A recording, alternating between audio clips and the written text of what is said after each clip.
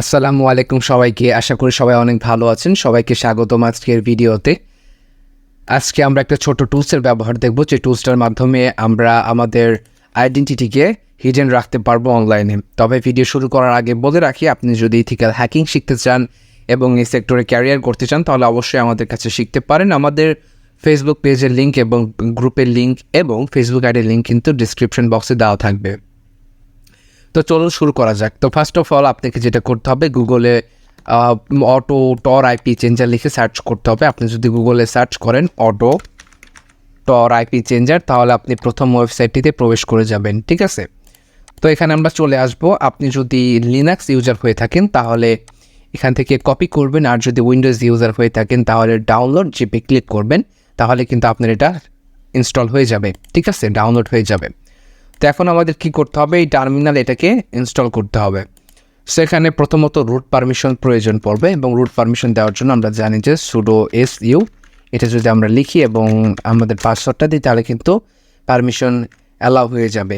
এখন এটা ডাউনলোড করার জন্য আমাদেরকে git clone লিখে তারপরে আমাদের যেই আমরা কপি করলাম যে লিঙ্কটা, সেটা আমরা এখানে পেস্ট করে দেবো এবং ইন্টার করে দেবো। সো আমাদের যেহেতু ইনস্টল করা আছে তাই এরকম দেখাচ্ছে। যদি ইনস্টল না করা থাকে তাহলে এটা ইনস্টল করে নেবে। ঠিক আছে, তারপর সিডি দেওয়ার পর আমরা অটো আইপি চেঞ্জার ওই ডাইরেক্টরিতে চলে যাব। এখন বলতে পারেন এটা কিভাবে হলো। আমরা যদি এলএস দিই তাহলে আমরা দেখতে পারবো অটোটোর আইপি চেঞ্জারটা আমাদের ইনস্টল করা আছে। সো এখন আমাদের এটা কি করতে হবে, ডাইরেক্টরির মধ্যে প্রবেশ করতে হবে। তো আমি ডাইরেক্টরির মধ্যে প্রবেশ করলাম। করার পর এখন আমাদের কি করতে হবে, এখন আমাদের এলএস কমান্ডটা দিয়ে আমরা দেখব যে ইনস্টল ডট পাই, এটা হচ্ছে রুট পারমিশন দেওয়া আছে। এখানে আমার কিন্তু রুট পারমিশন দেওয়া আছে, তাই ইনস্টল ডট পাইয়ের কালারটা কিন্তু অন্যরকম দেখাচ্ছে, সাদা দেখাচ্ছে না।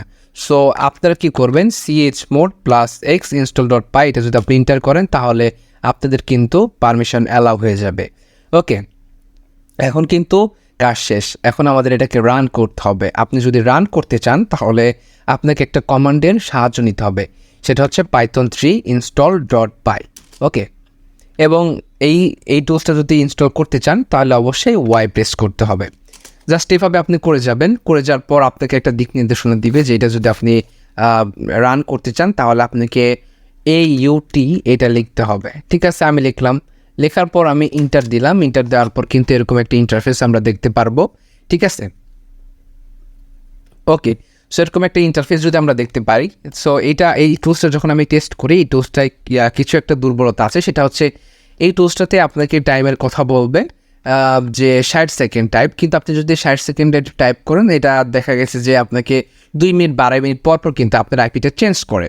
বাট আমরা যেটা করব সেটা হচ্ছে যে আমরা এখানে 5 সেকেন্ড দিয়ে দেখব। ঠিক আছে, 5 সেকেন্ড দিয়ে দেখলে যেটা হবে, এটা কিন্তু অ্যাকিউরেটলি 1 মিনিট কিংবা 1 মিনিট 5-10 সেকেন্ড পর কিন্তু এটা চেঞ্জ হবে। তো আমাদের আইপিটা যদি চেঞ্জ হয়, ঠিক আছে, তো আমি এটা আগে রান করে তারপর কথা বলি, তাহলে আমাদের টাইমটা কিন্তু সেফ হবে। ঠিক আছে, তো এখন এটা রান করার পরে আমরা দেখতে পারবো যে প্রথমে এখানে আমরা দেখতে পাচ্ছিলাম আমাদেরকে একটা আইপি অ্যাড্রেস এবং একটা পোর্ট এখানে কিন্তু আমাদেরকে সাজেস্ট করছে।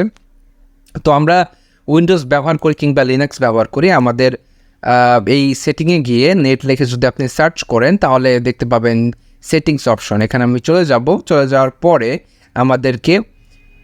আমাদেরকে যেটা সেট আপ করতে হবে, আমাদের আইপি এবং পোর্টটা সেট আপ করতে হবে। তো আপনি ম্যানুয়াল প্রক্সি কনফিগারেশনে আসবেন এবং সক্স হোস্ট যেটাতে আছে, নট এইচটিটিপি প্রক্সি, মনে রাখবেন এটা বাফসুইট না।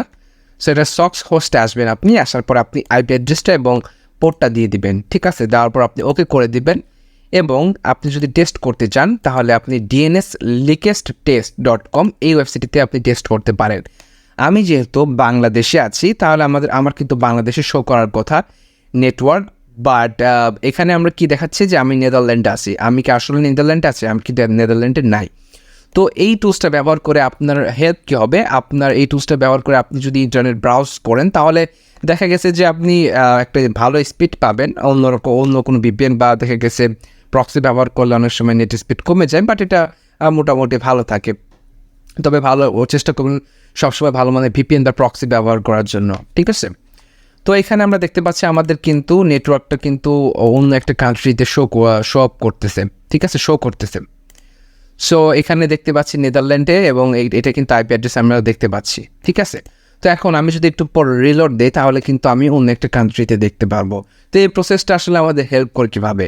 এখন আপনার ইনফরমেশন যদি কেউ ধরেন যে কালেক্ট করলো এবং আপনাকে ধরেন ট্র্যাক করতেছে, আপনি কোথায় আছেন ঠিক এক্স্যাক্ট লোকেশন যদি আপনাকে ট্র্যাক করতে চায় তাহলে কিন্তু সে ট্র্যাক করতে পারবে না, কিংবা আপনার আইএসপি রিলেটেড কোনো ধরনের ইনফরমেশন খুঁজে পাবে না, যার কারণে আপনি কিন্তু টোটালি হিডেন থাকতে পারবেন। সো এরকম সাইবার ক্রিমিনালদের হাত থেকে হিডেন থাকার জন্য কিন্তু আপনাদেরকে অনেক সময় কী করতে হয়, লোকেশন চেঞ্জ করতে হয়। তো এইভাবে আপনি চাইলে অটোমেটিক লোকেশন চেঞ্জ করতে পারেন টুলসটা ব্যবহার করে। আমি যদি রিলোড দেই তাহলে দেখতে পারবো অন্য একটা কান্ট্রি এখানে শো করতেছে। সো আমি রিলোড দিলাম। রিলোড দেওয়ার পরে এখানে আমরা কি দেখতে পাচ্ছি যে স্ট্রাসবার্গ ফ্রান্স, অর্থাৎ ফ্রান্সে এটা শো করতেছে।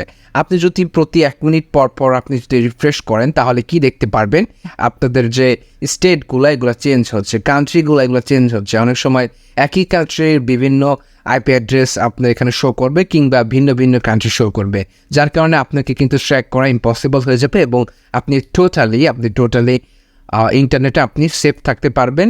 এবং আপনার লোকেশনটা যেহেতু ট্র্যাক করা যাবে না, তার কারণে আপনি পুরোপুরি হিডেন থাকতে পারবেন। আজকে এই পর্যন্তই, দেখা হবে পরবর্তী ভিডিওতে। সবাই ভালো থাকবেন, সুস্থ থাকবেন। আল্লাহ হাফেজ।